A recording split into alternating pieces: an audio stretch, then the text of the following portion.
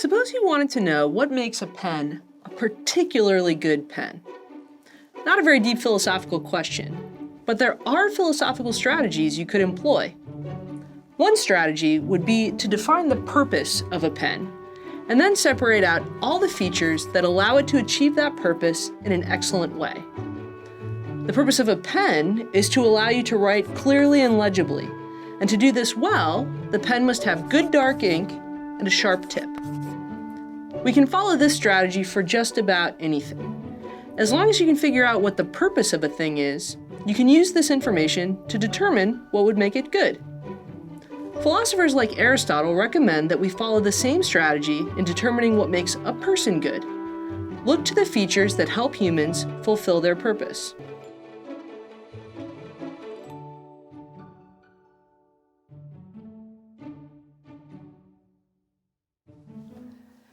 In philosophy, we call the features that allow something to fulfill its purpose well virtues.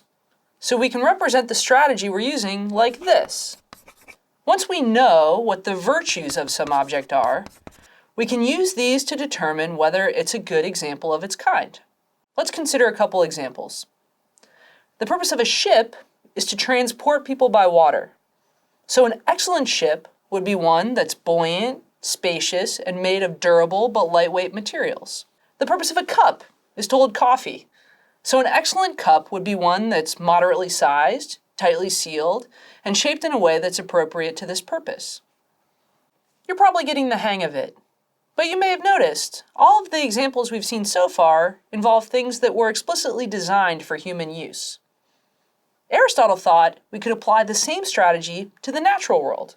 Consider the common gray wolf. The purpose of the gray wolf is to survive, but mere survival isn't its only goal. One of the primary tasks of wildlife biologists is to determine the conditions under which wolves thrive or founder. Given these conditions, we can define certain characteristics of excellent wolves. Maybe their hunting skills, their ability to interact with the rest of the pack. We could even call these their wolfy virtues. Our question is simple, even if it's a bit daunting. What is our purpose in life? What is it to be a good version of us? If you think it's to love yourself and other people, then you'll think charity is an extremely important virtue to have, and that a good life will be a charitable life. If you think it's to acquire wisdom and understanding, then you're going to think that intellectual virtues are important, and that living well will mean living more contemplatively. If you think our purpose is to acquire as much money and power as we can, then you'll think charisma and strategic thinking are extremely important virtues to have, and that the good life will be a highly successful life.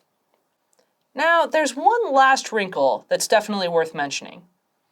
Suppose you don't have a settled view on what the purpose of life is. Or suppose you have some idea, but you're not entirely sure. The strategy we're looking at can still serve as a useful tool for you.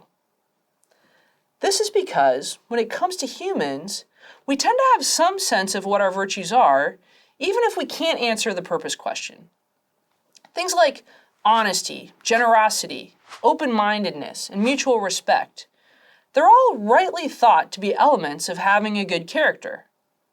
So you might decide that you'll work from the bottom up, using what you know about the virtues as partial clues to help you answer the question of life's purpose.